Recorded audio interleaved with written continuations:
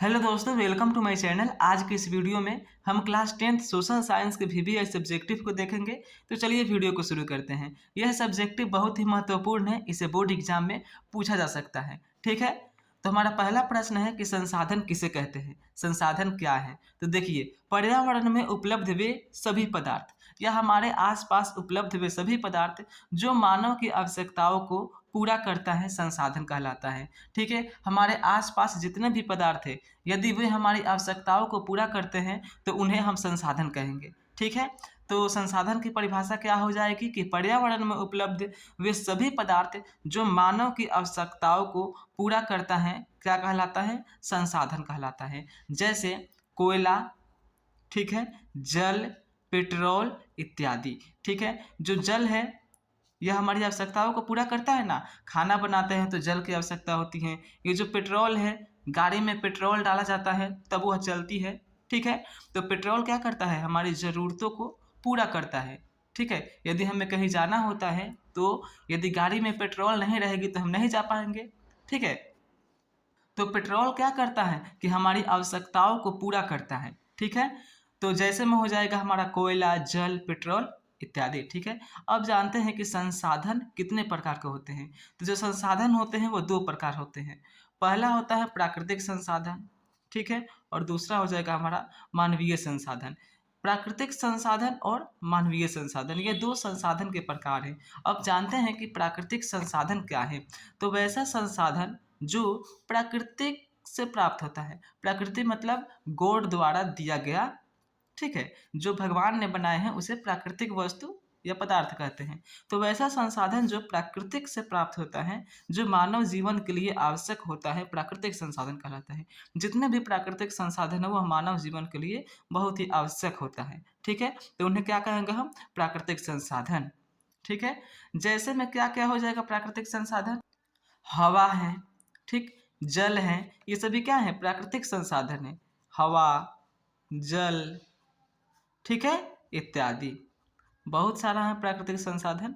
ठीक है, अब देखिए, प्राकृतिक संसाधन के भी दो प्रकार होते हैं। ठीक है, यहाँ हमारे संसाधन के दो प्रकार हुए, प्राकृतिक संसाधन और मानवीय संसाधन। अब प्राकृतिक संसाधन के भी दो प्रकार होते हैं। पहला होता है नवीकरणीय संसाधन और दूसरा होता है अनवीकरणीय संसाधन। अब चलिए समझते हैं कि नवीकरणीय संसाधन क्या है और अनवीकरणीय संसाधन क्या है। नवीकरणीय संसाधन को रीन्यूएबल बोला जाता है इंग्लिश में। ठीक है, रीन्यूएबल, और अनवीकरणीय संसाधन को अनरीन्यूएबल बोल सकते हैं। ठीक है, तो नवीकरणीय संसाधन और अनवीकरणीय संसाधन, नवीकरणीय संसाधन को पुनः प्राप्त किया जा सकता है। तो चलिए हम आगे बताते हैं कि कैसे। ठीक है, देखिए, नवीकरणीय संसाधन, ठीक है, तो वह संसाधन जिसका एक बार उपयोग करने के बाद फिर से दोबारा प्राप्त किया जा सकता है, नवीकरणीय संसाधन कहलाता है। बात समझ में आई कि जिसका एक बार उपयोग होने के बाद उसे दोबारा यदि हम प्राप्त कर सकते हैं तो वह नवीकरणीय संसाधन कहलाएगा। यदि नहीं कर सकते हैं तो वह अनवीकरणीय संसाधन कहलाएगा।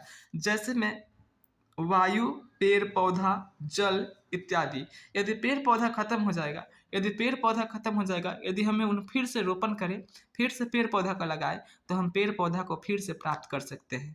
ठीक है, तो ये किस में आएगा, नवीकरणीय संसाधन में। ठीक है, यदि आपको कुछ भी पूछना हो तो कमेंट बॉक्स में आप पूछ सकते हैं। ठीक है, यदि कुछ समझ में ना आए तो। ठीक, अब हमारा दूसरा है अनवीकरणीय संसाधन। अनवीकरणीय संसाधन का मतलब होता है कि वैसा संसाधन जिसे एक बार उपयोग करने के बाद उसे दोबारा प्राप्त नहीं किया जा सकता है।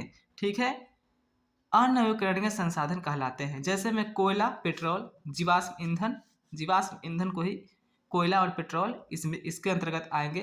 लोहा और तांबा खनिज। ठीक है, जीवाश्म ईंधन, यदि कोयला और पेट्रोल एक बार खत्म हो जाएंगे तो इन्हें हम दोबारा नहीं बना सकते, नहीं प्राप्त कर सकते हैं। ये जीवाश्म ईंधन समझते हैं क्या होता है, जब लाखों करोड़ों वर्ष पहले जो बहुत बड़े बड़े जानवर रहते थे, जब वे जमीन के अंदर धंस गए, मर गए, ठीक है, तो उन्हीं के अवशेष पदार्थों का मिश्रण होता है जीवाश्म ईंधन। ठीक है? तो उन्हीं के बचे हुए अवशेषों का ये भाग है कोयला और पेट्रोल, और यदि अब जब उनके अवशेष खत्म हो जाएँगे, तब हम उन्हें दोबारा से नहीं ला सकते हैं, ठीक है? तो ये क्या आएगा, हमारा अनवीकरणीय संसाधन में आएगा। लोहा, तांबा, कोयला, पेट्रोल, ये एक बार खत्म हो जाने के बाद इन्हें हम दोबारा प्राप्त नहीं कर सकते हैं, ठीक है? और एक होता है संवहनीय संसाधन। ये ऐसा संसाधन होते हैं जिन्हें मानव द्वारा उपयोग करने पर भी उनकी मात्रा में कमी नहीं होता है, यानी कि अथाह समुंदर, ठीक है? संवहनीय संसाधन कितना भी उपयोग करने के बाद भी उनकी मात्रा में कमी नहीं होता है। उदाहरण में उचित वनीकरण से प्राप्त करके, यानी उचित वनीकरण, बहुत सारे जहाँ पर पेड़ पौधे हैं, बहुत सारे वन है, वहाँ से लकड़ियों का यदि हम उपयोग करते हैं तो वहाँ पर उतनी उसकी मात्रा में कमी नहीं आएगी, क्योंकि बहुत सारा है वहाँ, ठीक है?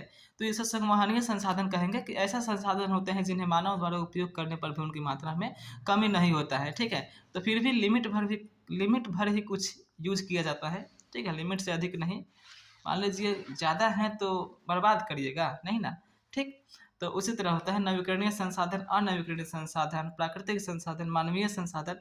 इन सभी संसाधन के बारे में आप लोग जान गए। मानवीय संसाधन के उदाहरण आप कमेंट बॉक्स में बतलाइएगा कि क्या-क्या होता है, ठीक है? बहुत ही आसान है, जिसे मानव द्वारा निर्मित किया गया है, जिस संसाधन को, उसको मानवीय संसाधन कहते हैं, ठीक है? उम्मीद करता हूँ आपको वीडियो अच्छी लगी होगी, ठीक है? संसाधन के बारे में आप समझ गए होंगे। यदि वीडियो पसंद आई हो तो वीडियो को लाइक और चैनल को सब्सक्राइब ज़रूर करिएगा। इस तरह के वीडियो मैं इस चैनल पर बनाता हूँ। आपका बोर्ड एग्ज़ाम बहुत नज़दीक है, सो इस चैनल को आप सब्सक्राइब कर लीजिए, ताकि जो भी वीवीआई सब्जेक्टिव का मैं वीडियो बनाऊँ, सबसे पहले आप तक पहुँच सके, ठीक है? और आपकी तैयारी इन 2-3 महीनों में अच्छे से हो सके, जिससे आप अच्छे मार्क्स ला सकते हैं, ठीक है? अच्छे मार्क्स लाना है तो इस चैनल को सब्सक्राइब कर लीजिए, ठीक है? कोशिश करूँगा कि आपका रिज़ल्ट जो है बेहतर से बेहतर आए। सो आप चैनल को सब्सक्राइब करिए। Thank for watching this video. मिलते हैं अगले वीडियो में।